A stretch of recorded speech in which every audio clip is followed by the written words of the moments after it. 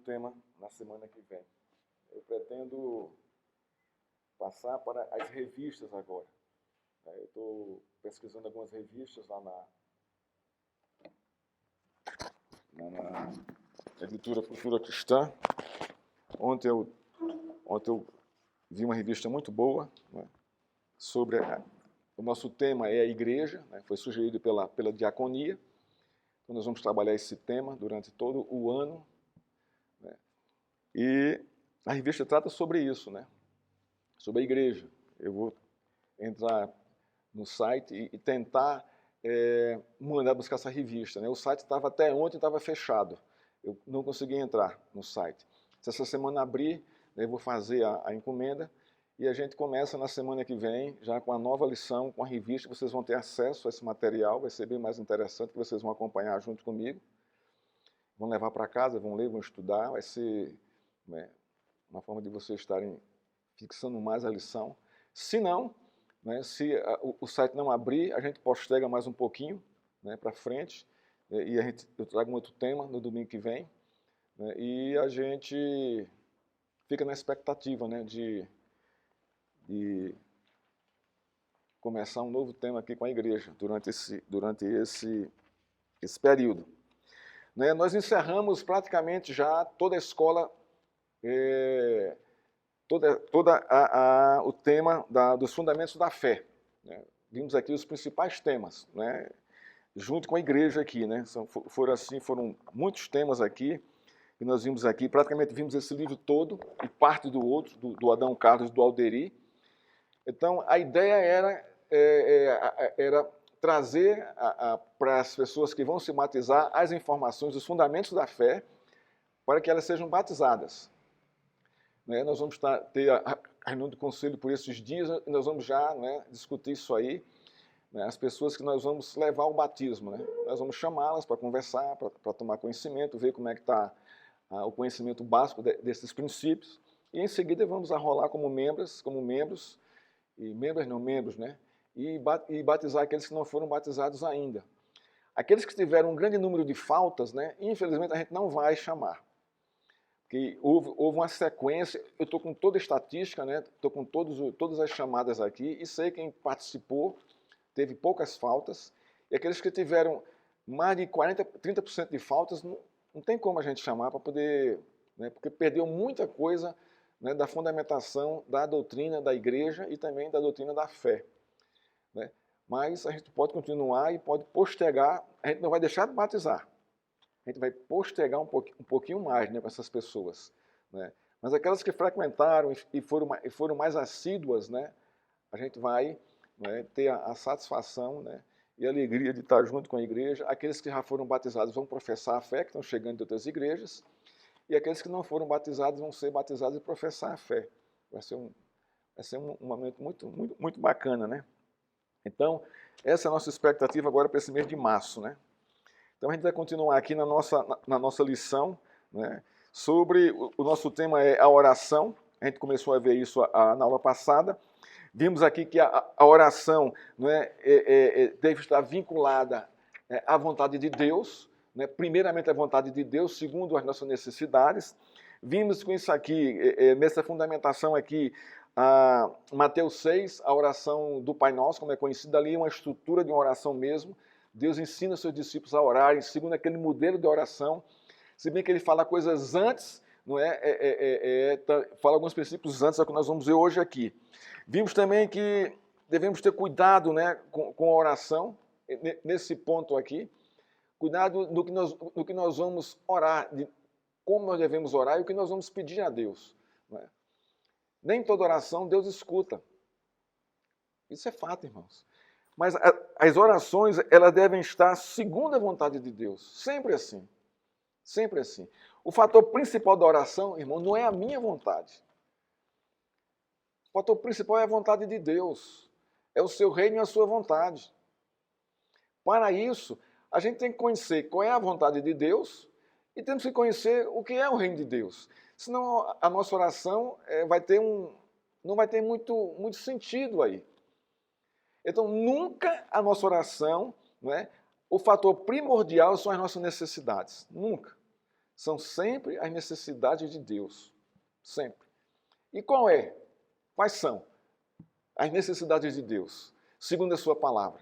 A gente pode enumerar algumas aqui, você pode se lembrar de algumas que estão na Escritura. Vamos ver se a gente se lembra aqui quais são algumas necessidades de Deus. Isso é, o que é que Deus pede que a gente ore?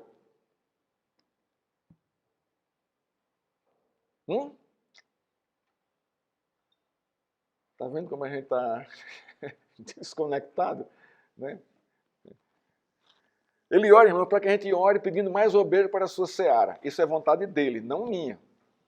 Então nós devemos orar, Senhor, manda mais obreiro para a tua seara. Isso não está nos evangelhos? Quem nos ensina isso? Jesus Cristo.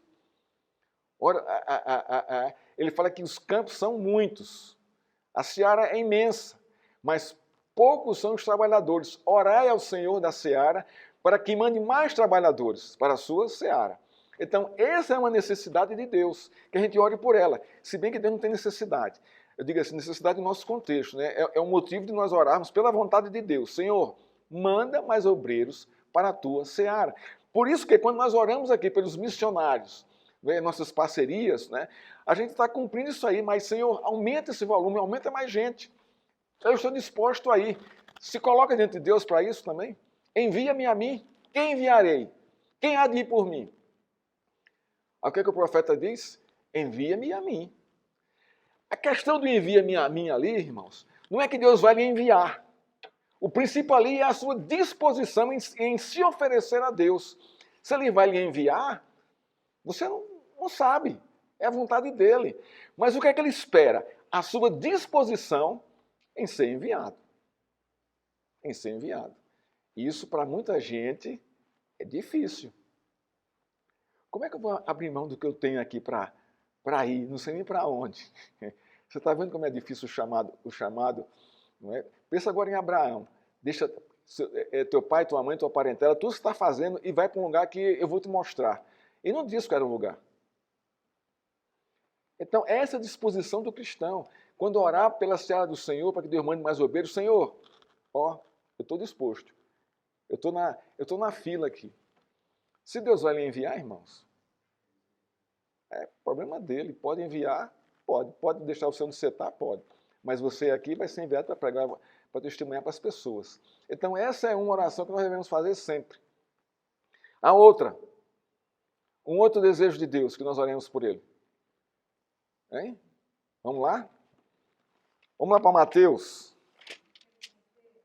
Hein? Não. Mateus 6, capítulo 6. Verso 10. O que é que está dizendo aí? Pronto. Venha o teu reino. É outro desejo que Deus quer que a gente ore em nossas orações. Venha o teu reino. Para onde?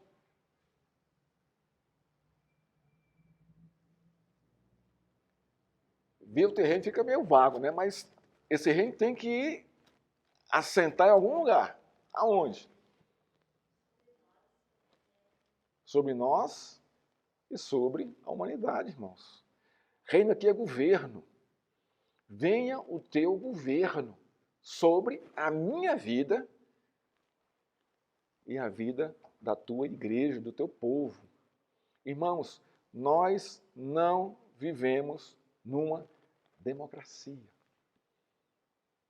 O cristão é chamado para viver num reino. Há um rei, há um suzerano. E nós somos o quê? Seus servos. E devemos orar pela vontade desse rei. Devemos cumprir a vontade desse rei. Devemos fazer a vontade desse rei. Então, a segunda coisa aqui é: venha o teu reino.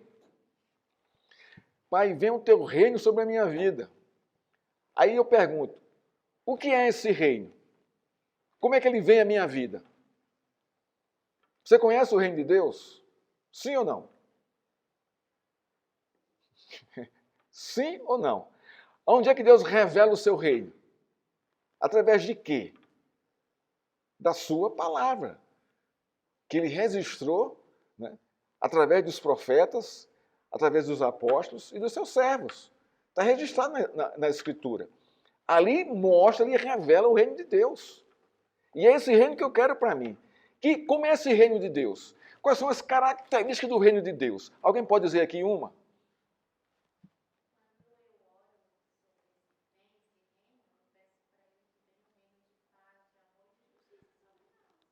Características do reino de Deus: paz, amor, santidade, fidelidade, compromisso. Essas são as características normais do reino de Deus, irmãos. Então, olha para Deus. Então, Deus vai caracterizar como é o seu reino. Como é que ele é? Ele é santo, ele é misericordioso, ele é compassivo, ele é bondoso, ele é longânimo. Isso faz parte, são características do seu reino. Então, vem o teu reino sobre a minha vida, é isso controlando a minha vida. Essas características do seu reino. Deu para entender ou não? Está vendo como é profundo a coisa? A gente ora assim, fica aquela coisa vaga, reino de Deus, mas sim, mas e aí? O que é o reino de Deus, irmãos? É o reino de justiça e paz. Está lá escrito na Escritura. Como é que essa justiça e essa paz se desenvolvem? Aonde? Na igreja. De que maneira? Bondade, compaixão, misericórdia, perdão, graça e por aí vai. Isso é o conteúdo do seu reino, o seu domínio.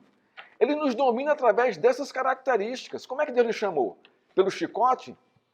Não, irmãos. Pelo anzol? Também não. As pessoas entendem errado. Não vem pelo amor, vem pela dor. Deus nunca chama ninguém pela dor. Você que entra na dor. É a sua escolha. Mas Ele sempre lhe chama pelo seu amor. Deus amou o mundo de tal maneira que deu quem? Seu Filho. Qual é a forma de Deus amar o mundo e de chamar o seu povo para si? Através de Jesus Cristo. Mas Ele amou. Então ninguém vem pela dor. Isso é conversa fiada. Isso é falácia. Deus não chama ninguém pela dor. Não vai fazer isso. Ele chama pelo amor. Mas a dor vem como consequência do seu pecado. Aí você aí é alertado. Porque foi assim com a minha vida. Eu estava numa dor profunda, numa angústia profunda, pensando em suicídio. Até tentei suicídio. Quando a luz, pá! E eu era ateu materialista. Mas o que me jogou lá, né, não foi para poder vir para Deus essa situação. Eu que me joguei nela. Por uma escolha, eu era escravo do pecado. Mas Deus sempre me amou. Desde a fundação, antes da fundação do mundo. Ele sempre chama pelo amor. Porque é característica do seu reino, da sua pessoa. Deu para entender, irmãos? Então, quando eu digo assim, vem o teu reino, então pensa na dimensão do governo do reino de Deus a partir da sua justiça, paz e amor. É isso, para governar a nossa vida, né? É o seu governo. Aí a segunda petição, seja feita a tua vontade, assim na terra como no céu. Olha o que é que está acontecendo aqui. A vontade de Deus vai descer do céu à terra e deve ser cumprida. Agora, qual é a vontade de Deus, irmãos? Onde é que eu vejo isso? Onde é que eu conheço isso? Onde é que eu conheço a vontade de Deus? Aonde? Onde é que ela está revelada, a vontade de Deus? Onde é que está revelado o reino de Deus? Está revelado o reino e a sua vontade. O que é a Escritura? É revelação de quê? Do reino e da vontade de Deus. Para quem? Para o seu povo. Então, quando eu for orar, você viu o teu reino, seja feita a tua vontade, não é? Senhor, qual é a tua vontade aqui? Mais obreiro para a tua seara. Vamos orar por isso aqui. Quem mais? Quem mais é vontade de Deus? E nós podemos estar em cima, estar entendendo a vontade de Deus aqui. Os 10 mandamentos, aquilo está escrito o que ali? É a vontade de Deus, clara, explícita e reta a nossa vida. Está ali a vontade dele. Não mate, não furte, não provoque dissensão, não fofoque, não cobice. Essa é a vontade de Deus para quem? Para o seu povo, para mim e para a sua vida. Deu para entender, irmãos, como o processo da oração, como é que ela funciona, a dimensão da oração, que Está vendo que tudo aqui é vontade de Deus ainda? Não chegou a minha necessidade ainda? Ela vai chegar mais adiante. E vem agora, o pão nosso de cada dia nos dá hoje. Olha a limitação da minha vontade aqui. O pão nosso de cada dia nos dás hoje. O que é que essa frase está me dizendo aqui, irmãos? Eu vou orar por quê? Pelo meu pão de cada dia. Está limitado ao dia.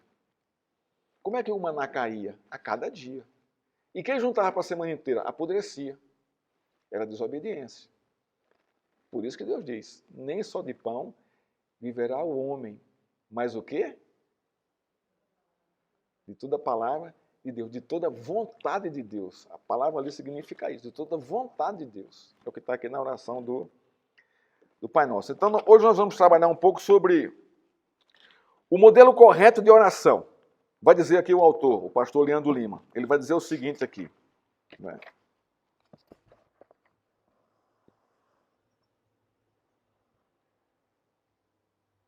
Não, vamos ver aqui primeiro os cuidados com oração. Alguns cuidados, né, com oração. Ele diz assim: muitas pessoas têm orado de forma errada. Existe uma crença de que Deus nos tem dado todas as coisas mediante o sacrifício do seu filho. Mas nós precisamos tomar posse delas. Muita gente pensa isso. Ou seja, depende exclusivamente de nós. Deus já deu, mas se nós não reclamarmos, ficaremos sem nada. Em alguns casos, existe uma ideia de que há requisitos que precisam ser preenchidos. E então Deus passa a estar à nossa disposição. E assim, muitas vezes o crente exige algo de Deus como se Deus fosse obrigado a conceder o que eles desejam. A minha pergunta é, Deus é obrigado a conceder o que você deseja? Sim ou não? Por quê? Porque você pediu para vir o reino deles e seja feita a vontade dele, e não a sua. Você está vendo que o foco, o princípio que norteia a minha oração? Então eu tenho que estar submisso. Se a minha vontade estiver de acordo com a dele, o que é que vai acontecer? Ele vai suprir. Se não, ele não vai suprir. O autor continua aqui. Esta tem sido a forma de algumas orações. Exemplo: Senhor, tu prometeste na tua palavra e agora eu exijo que me seja dado. A gente escuta isso muito por aí, né? Você vai exigir o que de Deus? Como é que um servo vai exigir do seu rei, se ele é um súdito? Ele é um submisso. Você está vendo? A configuração aqui das orações, por isso que Deus não escuta essas orações. Né? Senhor, eu não admito doença em minha vida. Muita gente ora dessa forma e pensa sobre isso. Adoece e fica, por que eu estou doente? Eu sou um crente, eu não posso estar doente, não sei o quê. Onde é que está isso na Escritura que você não pode estar doente? Você não pode adoecer. Não, tem que tomar posse. Ele levou sobre si as minhas dores e enfermidades. Está pegando um texto fora de contexto e aplicando à sua vida que não tem nada a ver. Não tem nada a ver. Irmãos, o que é a doença? Na história humana, na vida humana. O que é a doença? Você já leu Apocalipse? A gente vai estudar Apocalipse. Mas o que é a doença na vida humana? É uma forma de quê? De Deus manifestar o seu juízo. E que a gente se lembre, eu sou pecador e sofro as consequências do meu pecado. A doença faz parte. É juízo de Deus. Mas não em nós para a morte, mas para a vida. Porque se você morrer por causa da doença, você vai para onde? Você vai para a glória. Você é uma crente. Mas você padeceu por causa do juízo de Deus colocado sobre a humanidade. Irmãos, nós vivemos num mundo ajuizado. Todo ele, sem exceção, até o cosmos está ajuizado. Você já parou para observar a quantidade de meteoros, cometas que rodam por aí, né, no espaço para cima e para baixo? Isso está o quê? Isso mostra o quê? A desorganização, que não foi assim no começo. Quem desorganizou? O pecado. Então Deus ajuizou. Está lá em Gênesis capítulo 3. Ajuizou tudo. A minha vida, a sua vida, a terra, o mar, a água, tudo. As plantas, os animais, todos sofrem no juízo de Deus. Sem exceção. Quando é que isso vai passar? Quando Cristo voltar e fazer a redenção de todas as coisas. Mas enquanto isso, não. E o crente está dentro desse contexto aí. Não sai. Então, por isso que orar assim, pensando que você não admitir a sua doença, não é? Isso não existe, irmãos. Isso não existe. Muitas vezes as pessoas pensam que esta é uma forma de piedade ou espiritualidade. Mas quando vamos às Escrituras, nos deparamos com um panorama muito diferente. Muito diferente. Assim, ele está confusando aqui essas orações. Se eu te prometeste, tem que cumprir, eu tomo posse, eu exijo que eu não posso ficar doente, o Senhor disse isso, tem que cumprir. Então, ele fala que isso aí, quando nós vamos ler as Escrituras da forma correta, né, nós vamos ver que o panorama é outro. No capítulo 6 do Evangelho de Mateus, está certamente a principal concentração do ensino de Jesus com respeito à oração. Nesse capítulo, que faz parte do Sermão do Monte, encontra-se a oração dominical, talvez a parte mais conhecida da Escritura em todo o mundo. Interessa-nos especialmente, nesse momento, o ensino de Jesus com respeito à oração, que vem logo antes da oração dominical. Podemos dizer que Jesus deu a teoria aos discípulos antes e logo em seguida ensinou como seria a prática da oração. Abra aí Mateus capítulo 6, versos 5 a 8. Isso aqui é o que antecede a oração do Pai Nosso. Diz assim: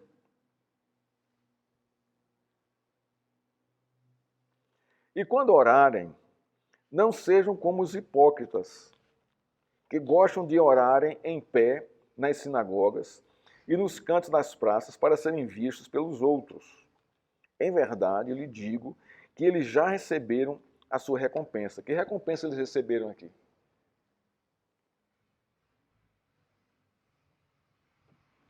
Qual é a recompensa que eles receberam aqui nesse texto aqui? De serem vistos pelos outros. Só isso, mais nada. Essa recompensa é boa ou é ruim? Hein? É uma recompensa inócua, vazia, sem sentido. Porque quem foi que recompensou? Foi Deus ou foi o outro? Então não teve recompensa nenhuma aqui, irmãos. É uma recompensa inócua. É como a gente chegar aqui, né, domingo, vamos lá, escola dominical. Vamos ficar ali em frente ali o muro, vamos levantar as mãos para os céus e vamos começar a orar em voz alta. Para impressionar o bairro. O que é que vai acontecer? Alguém vai passar, vai ver. Qual foi a sua recompensa? Aquele que passou viu. Só e mais nada que isso. O que é que isso vai acrescentar à sua vida espiritual? Nada. Então a recompensa desse povo aqui é nada. Nenhuma. Vamos continuar aqui no texto. Em verdade eu lhes digo, o verso 6, mas ao orar, entre no seu quarto e, fechada a porta, ore ao seu pai que está em secreto. Ele está falando de quê aqui?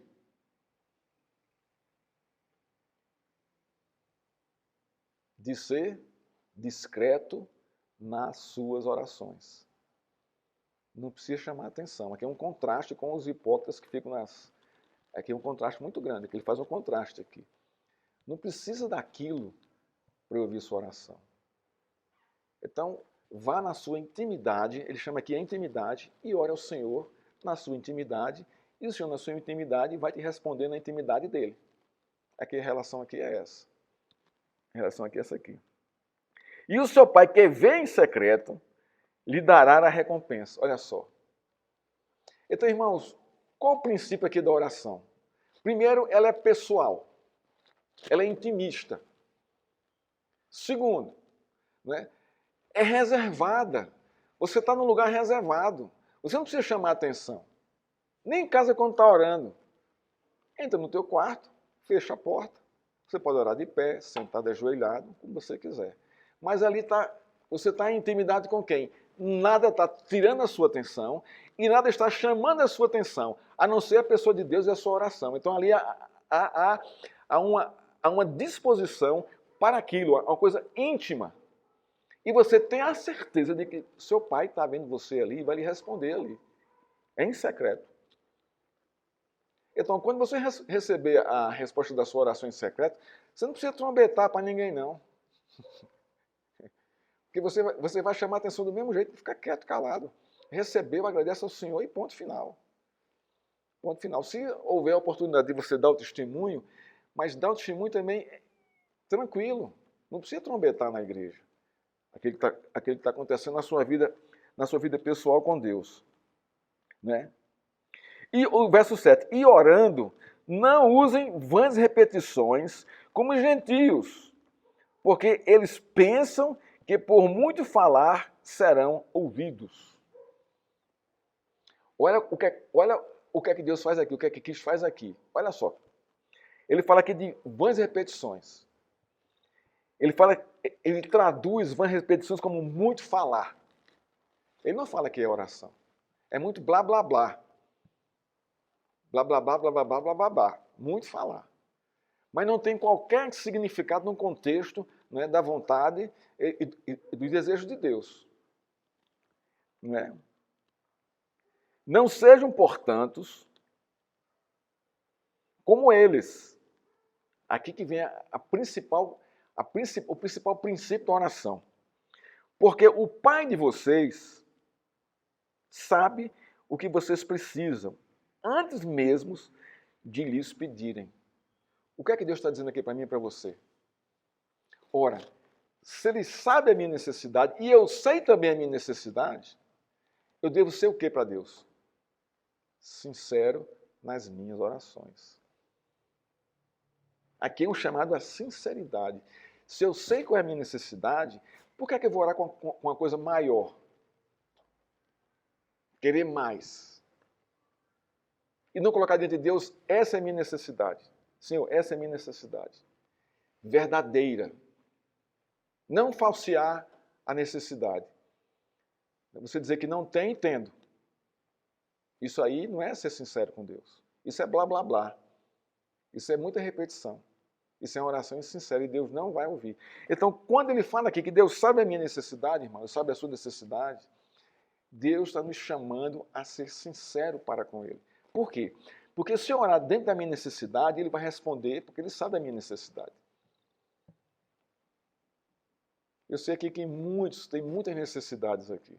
Muitas. Necessidades reais. E elas devem ser colocadas diante de Deus, em oração. No seu quarto, em silêncio. Tranquilamente isso. Então, por quê? Porque a oração é um momento de profunda intimidade, quando você está conversando com Deus, você está em comunhão com Ele, em comunicação com Ele. Não precisa, irmãos, de um vocabulário clássico do português, ou de um vocabulário rebuscado com palavras difíceis. Não precisa nada disso. Isso aqui não está dizendo aqui isso aqui. Orações, né, longas, pegando lá de Gênesis a Apocalipse para poder você colocar o seu pedido. Isso não precisa disso. Porque Deus sabe a minha necessidade. Eu não tenho que florear a minha necessidade. Eu não tenho que arrodear para poder chegar onde eu quero. A oração com Deus, irmãos, é como um tiro ao alvo. Mira no centro e atira. Essa é a questão aqui. Sinceridade. Não precisa muito falar. Senhor, a conta de água está atrasada. Eu não tenho dinheiro para pagar. Ou eu tenho ali a metade do dinheiro. Senhor, a conta de água deu R$58. Eu tenho 30. Senhor, me manda os 28. Você foi no alvo ali. Nem menos, nem mais, no alvo ali. Da sua necessidade.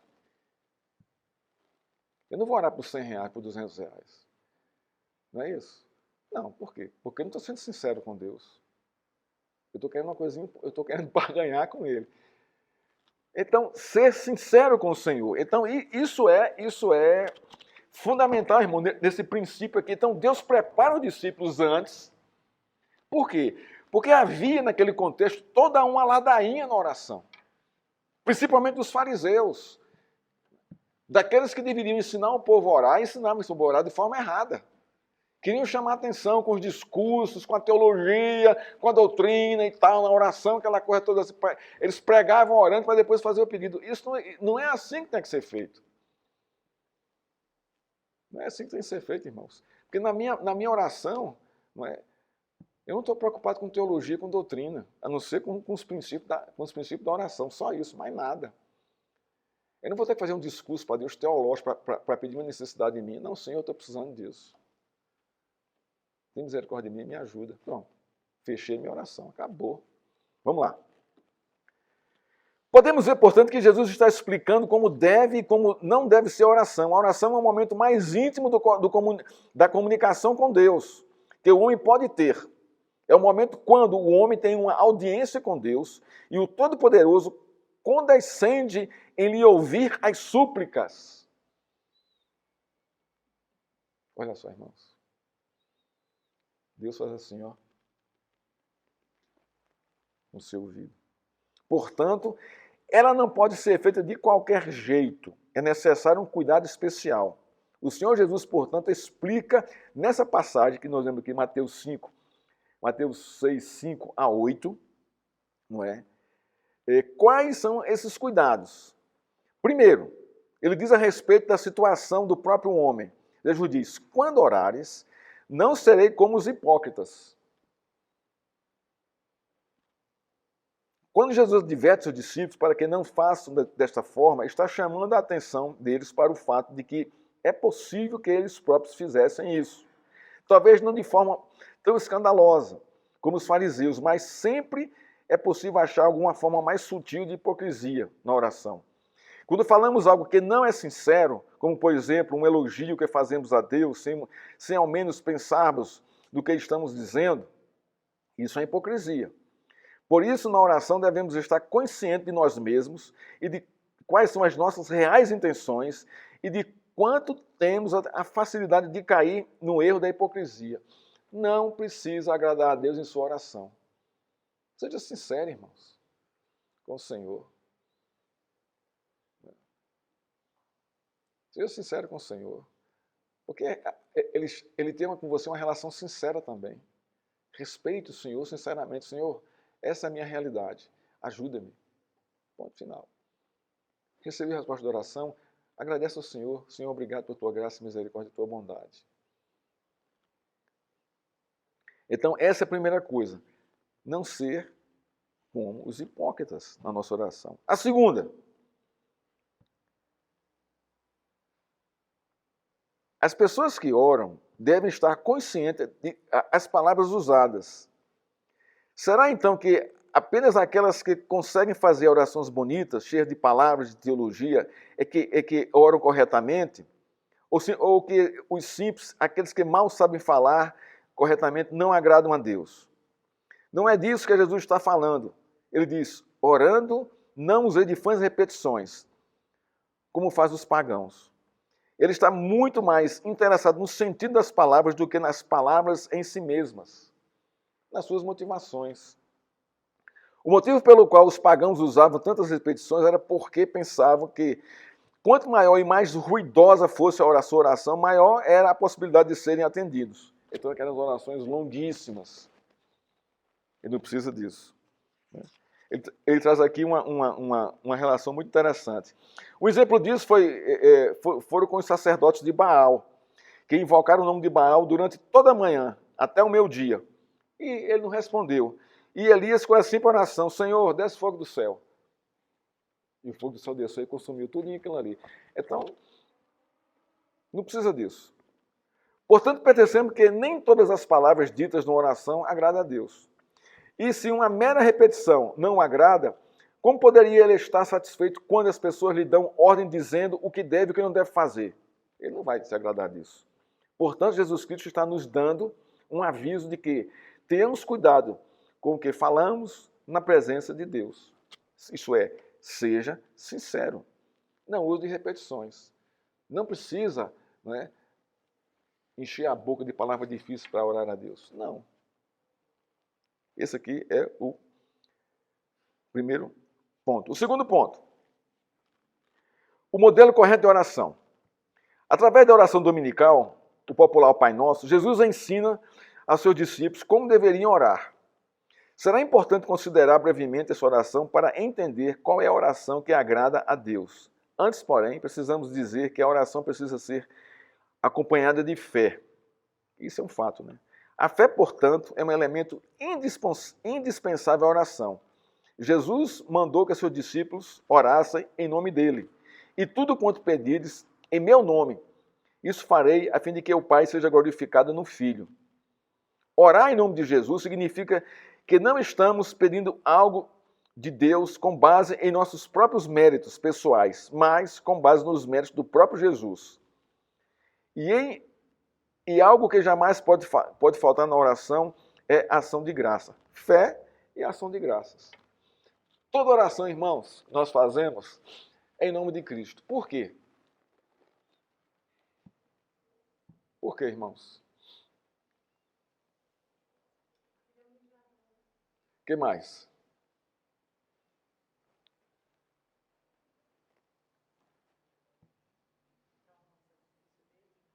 Hã?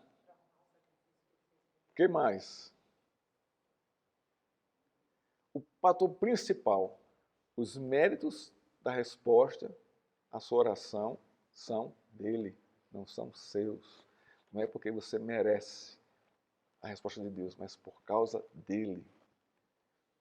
Por isso que eu faço, em nome de Cristo. Quer dizer, Deus, os méritos da resposta da oração não são minhas, são dele. Que ele morreu por mim. Ele é o meu mediador. Irmãos, por isso nós oramos em nome de Cristo. Quando Deus lhe responde, é pura graça, pura misericórdia. Não é porque você merece, não. Não é porque eu mereço, não. Mas é por causa dele. Nós oramos em nome dele e a resposta vem em nome dele. Tudo em nome dele. Para mim. Não é porque eu mereço. Não é porque eu mereço. Eu orei ao Senhor e o Senhor me deu um carro novo. Eu mereço esse carro novo. Está tudo errado na sua cabeça. Não tem evangelho nenhum aí. Nenhum. O mérito não é seu. Eu esqueci o ler isso em casa. O mérito não é seu, irmão. Não é seu. Não é seu, irmão. Ganhei um campeonato de jiu-jitsu. Fui campeão. O mérito é seu? Sim ou não? Você vai subir o pódio, vai receber a medalha, não vai? Vai. Isso aí é uma coisa. Mas a glória é de quem é? O mérito é de quem? É dele. Por quê? Quem lhe deu força? Quem lhe deu a técnica? Quem promoveu tudo isso na sua vida? Não foi você, irmãos. Deus vai te levando, vai te conduzindo para isso aí. O mérito é dele. O seu esforço, né, é que é recompensado pela medalha. Mas o mérito de você estar ali subir ao pódio é totalmente dele. Totalmente dele.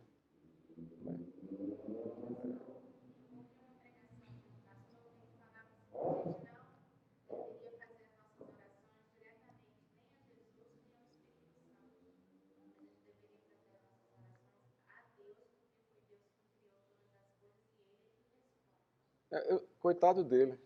Ele não está entendendo nada aí. Tem que haver um mediador, gente. Como é que eu vou direto para Deus sem um mediador? Não existe isso. Isso é desde o Velho Testamento. Quem mediava ali? Os sacerdotes e os animais. Os animais eram mediadores, que levavam sobre si a culpa e eram sacrificados no lugar do pecador. Não existe isso. Não há ligação direta com Deus. Ele fala. Só há um mediador entre Deus e os homens. Jesus Cristo, homem. Então, irmãos, a oração tem que ser mediada. Toda a nossa ação espiritual, toda a nossa devoção a Deus, o nosso culto, a nossa vida particular, pessoal de piedosa com Deus, é mediada por Cristo. Senão Deus não recebe. Porque Ele tem os méritos de tudo que está acontecendo aqui. Não somos nós. Não somos nós. O culto é um serviço a Deus. Não é a mim, não. Então, esse pastor lhe ensinou errado. Isso está errado. Isso não funciona. Ninguém chega, nenhum ser humano, por mais santo que seja, chega diretamente a Deus. Ele não vai chegar. Deus não recebe. Pois não, Moreira?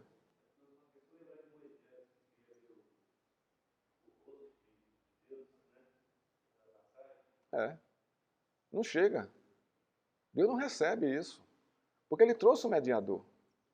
Para mim e para você. Para fazer justamente esse papel. Essa função. Por isso que nossa oração, irmãos, é pelos méritos de Cristo. Não é pelos nossos méritos. Nós não temos méritos algum. Nós somos receptários da bênção de Deus. Por graça e misericórdia. Por causa de Cristo. É isso que a oração está dizendo aqui. Venha o teu reino, seja feita a tua vontade. Os méritos são de quem? Dele. Agora, irmãos, não é?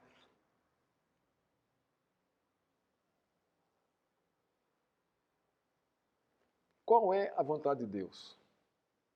Como é que você entende a vontade de Deus para a sua vida?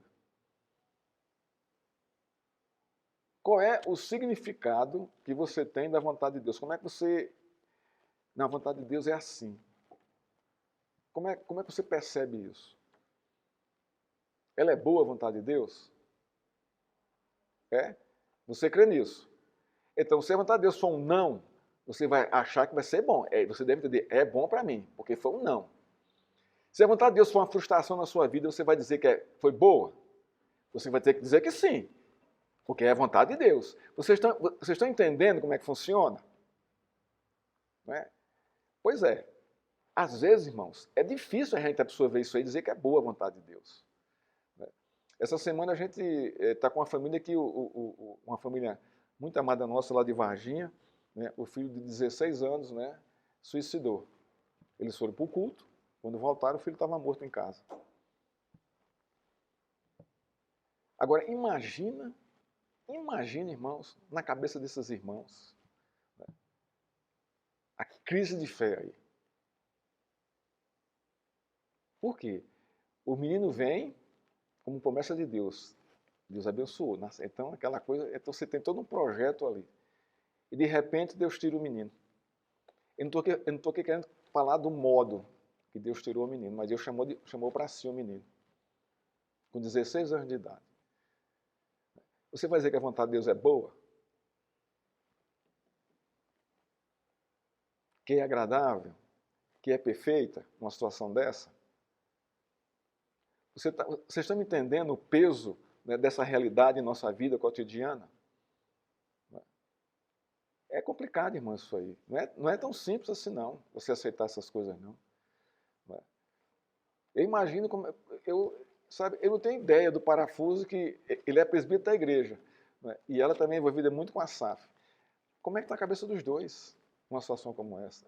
É uma crise profunda aí. Porque eles não vão fazer essa leitura. Não, essa é a vontade de Deus e foi boa. É boa e perfeita para a minha vida.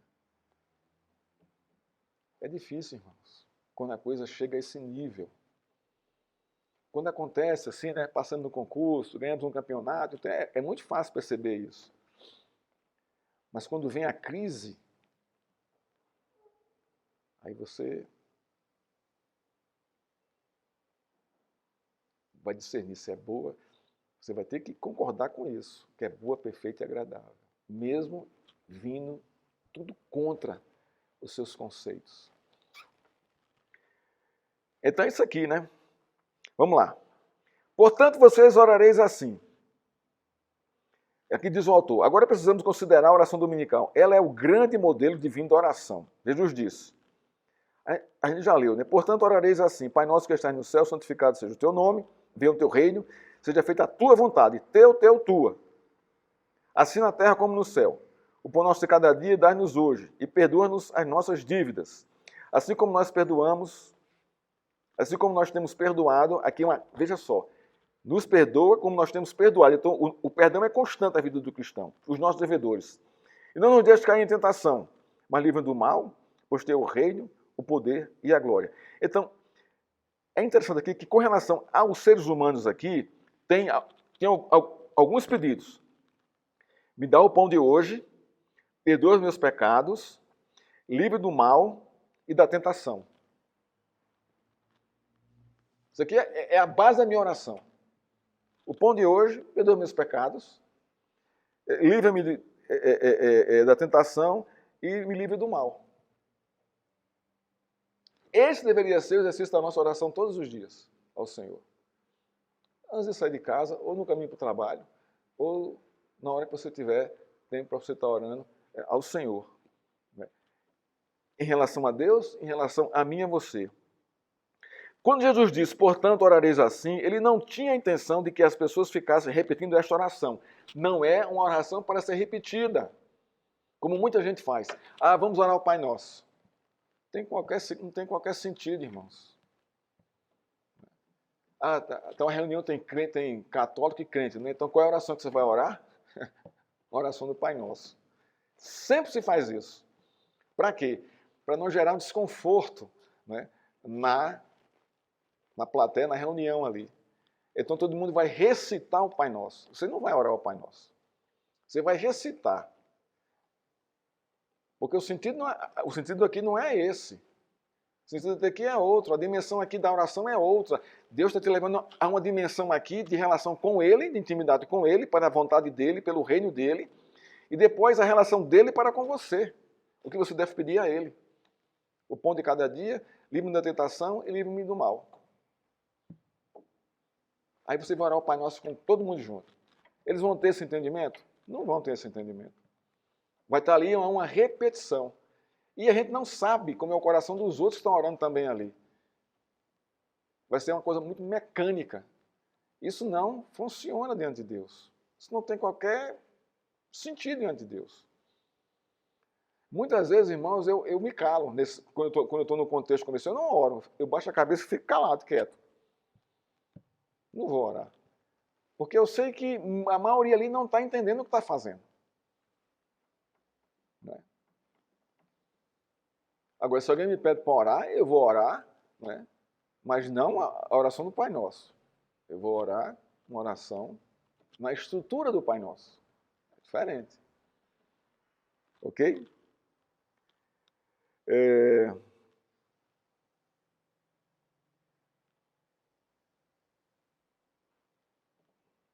A estrutura da oração que Jesus ensinou é bastante simples. Há uma introdução, 7 petições e uma conclusão. A introdução é Pai Nosso que estás nos céus. Então ele é totalmente santo.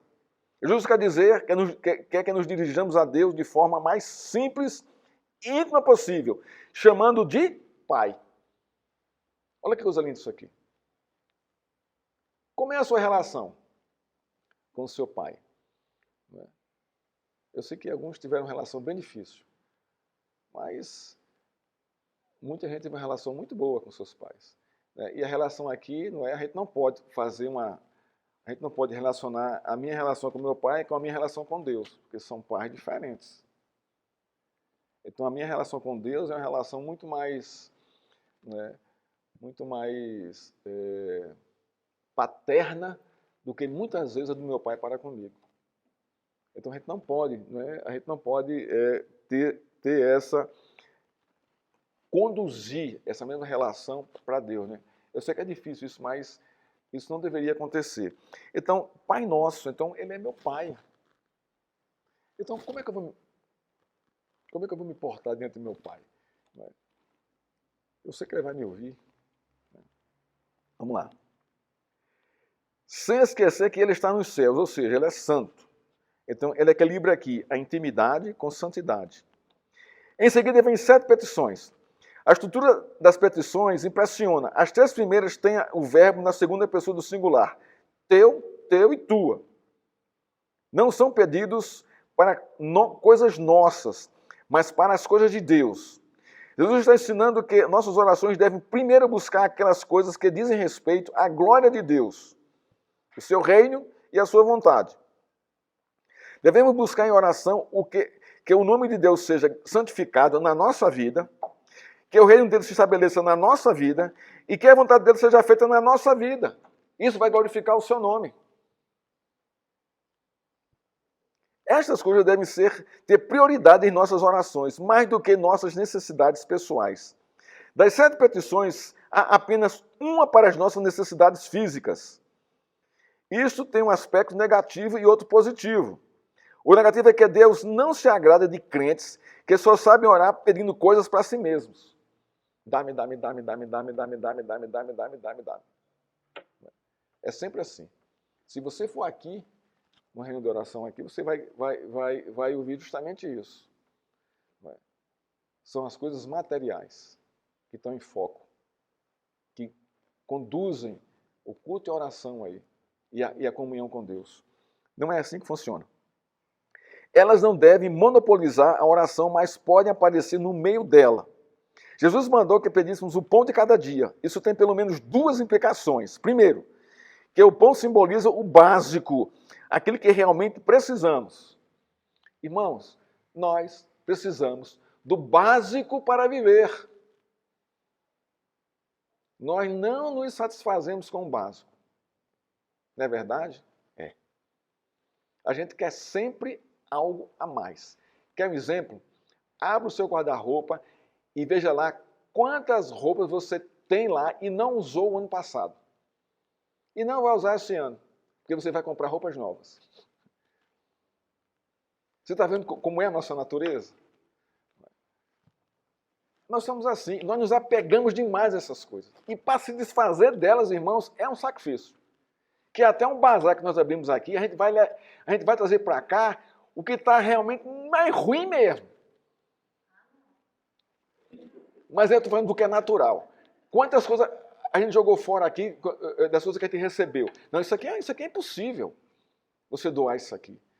Porque a gente nunca doa, né, o que é para nós de valor. A gente sempre, é difícil abrir mão disso. Uma boa calça, um bom sapato, uma boa blusa. Né? A gente sempre dá aquele que está assim, desfiando, desbotando, o solar do sapato já está começando a rachar, tá? Aí você acha que isso é uma grande coisa. Não é, irmãos. Isso mostra como é a sua vida espiritual com Deus. Né? Isso mostra o seu egoísmo pessoal. Você não é uma pessoa desprendida, né, de dar as coisas. Eu tenho lá em casa um monte de paletó, um monte de camisa. Eu vou doar tudo o bazar, porque eu não estou usando. Eu não estou usando, então para que está lá? Pendurado no guarda-roupa, mofando, gastando dinheiro para poder lavar e passar. Então, o básico. Deu para entender isso aqui? Então, se você tem um básico, irmãos, agradeça a Deus. Se Deus quer lhe dar um pouquinho mais, agradeça a Deus. Mas seja generoso, seja liberal, né, com os irmãos. Não segure, não amarre as coisas materiais. Libere isso. Doe também. Quanto mais você dá, mais você vai receber. Quanto mais dá, mais recebe. Quanto menos dá, menos recebe. Não é assim que funciona? É. Assim que funciona o reino de Deus. Né? Então, o básico. Primeiro, o pão simboliza o básico, que é aquilo que realmente precisamos. Segundo, que temos de pedir diariamente, porque precisamos reconhecer a nossa dependência diária do sustento de Deus. Aqui vem a dependência. Primeiro o básico, segundo a dependência. Olha que coisa bacana aqui. Você depende de Deus nas suas coisas? Sim ou não? Ah, pastor, eu não sei. Eu nunca oro. Né? Mas isso não quer dizer dependência de Deus, não. Isso não. Se você tem o que você tem, irmãos, e você está satisfeito com isso, você está dependendo de Deus. Você depende dele. Ele está, né, abrindo, né, lhe dando as coisas. Não é? Ah, eu tô precisando de uma calça nova, eu vou orar ao Senhor. Aí está correto. Você está precisando, é uma necessidade sua. Não é? Aí Deus vai te dar a calça. Mas a gente está nessa dependência dele, do pão de cada dia. Senhor, eu preciso do pão de cada dia. Tanto pão físico na mesa. Né? Quando você põe sua mesa de manhã, você agradece a Deus o alimento? Você pede que Deus abençoe ali a sua refeição, sendo grato a Ele por aquilo que está ali. Né? Faça isso, é muito bom. Porque você reconhece essa dependência de Deus. O que está na mesa ali, né, é dele. Ele está te dando ali. De alguma forma, né? Direto ou indiretamente. As 3 últimas petições, né, dizem respeito a aspectos espirituais. Nossa espiritualidade deveria receber mais atenção do que as nossas orações, do que as nossas necessidades físicas. Nos 3 primeiros pedidos por questões espirituais destacam-se o perdão. Irmãos, cristão que não perdoa não é cristão, não é crente. Não é. Não me convença porque você não vai me convencer. Se você não perdoa, você não é um cristão. Não tem como.